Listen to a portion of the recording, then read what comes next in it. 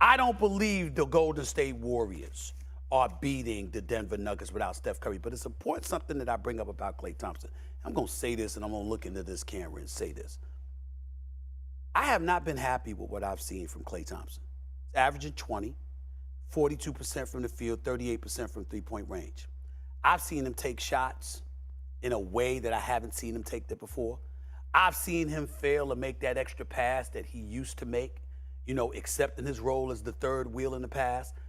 I've seen him be out of character at times, and I know why. Klay Thompson thinks he has something to prove. Somebody needs to say this to Klay Thompson. You have nothing to prove.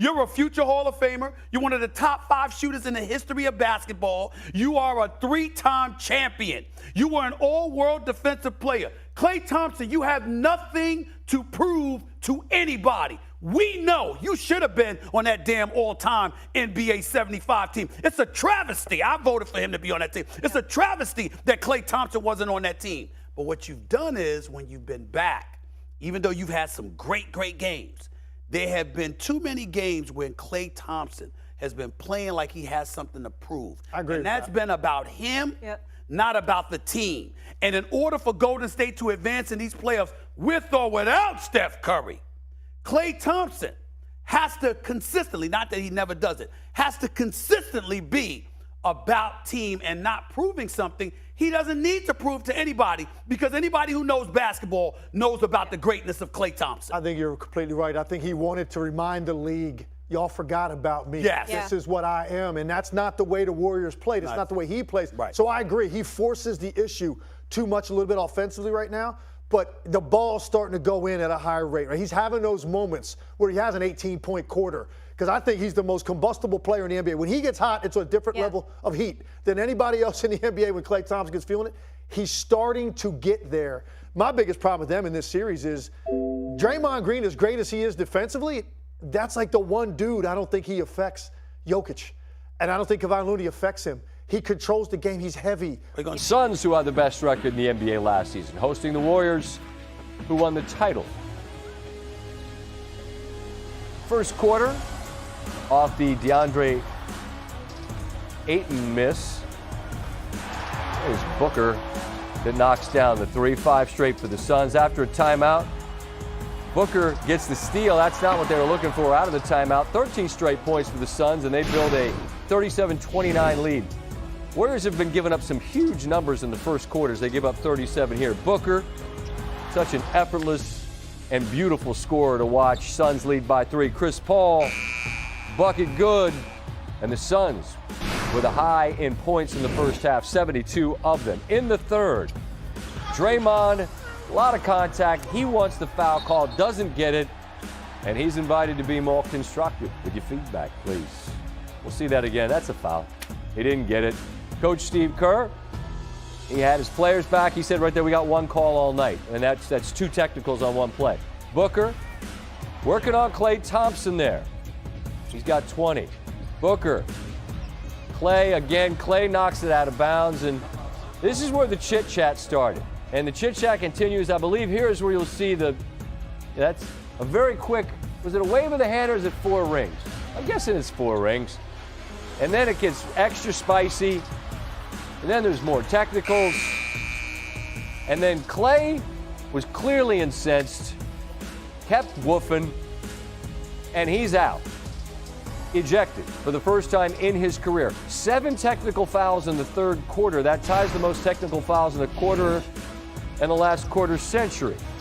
As for the game, it didn't get any closer. Booker, that's cash. He had 30. Booker, again, so many different scoring tricks in the bag. 34 for Booker. They win by 29. Just 2 competitors. I mean, in my post-game interview, I said it. I love Klay Thompson. I have for a really long time, but you know that doesn't excuse us from being competitive and talking to each other. You know, I've always admired his game. You know how he plays on both sides of the ball, and obviously the rings speak for themselves. His frustration, you know, I've been there before, and you know what they have the 4 rings, so you know they're gonna use that and all the trash talk, rightfully so, respectfully. But that don't have nothing to do with competing.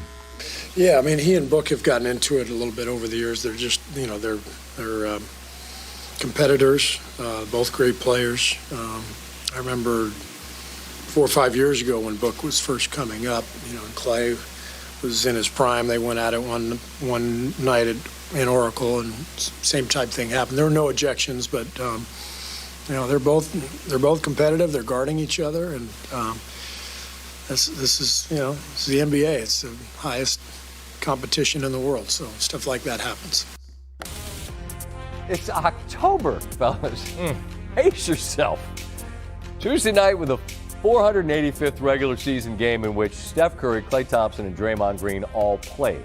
The 29-point margin of defeat ranks among the 5 worst losses when they've had all of those fellows on the floor. They also had that 39-point loss to the Grizzlies this past postseason, but then they were able to sort that out and won that series. For me, that was a big plus.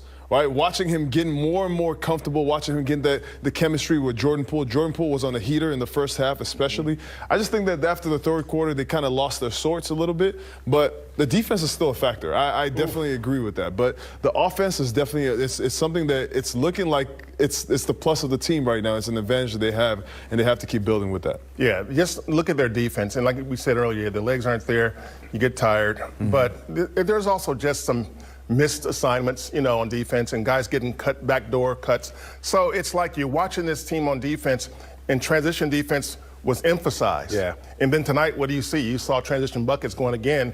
I saw a transition bucket off of a make. Wow. You know, so that's when you know your team is not really playing at the level, at the edge, with the edge that it needs to be able to stop that. All right, let's go to the first time all season long. Our brother, via WebEx by Cisco.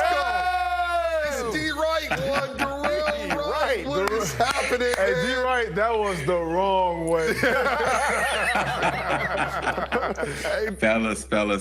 What's up, fellas? Man, what's up with your boy Klay Thompson, man? Devin Booker, Klay Thompson in game number 4. We love the intensity, but he got ejected for the first time in his career in the regular season. What did you make of the ejection there in the third quarter?